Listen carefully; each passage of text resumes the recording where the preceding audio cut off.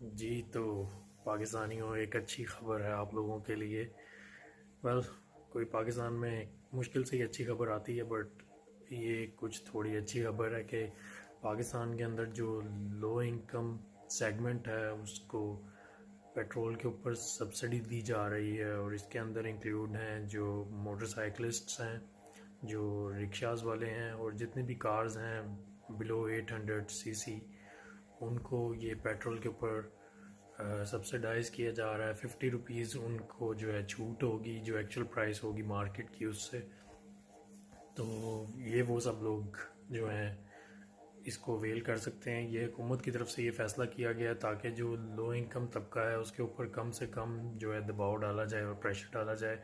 महंगाई की इस बढ़ती हुई सूरत हाल के अंदर जो लोग हैं उनके ऊपर काफ़ी ज़्यादा प्रेशर आया है और उनकी ज़िंदगियाँ मुतासिर हुई हैं बहुत।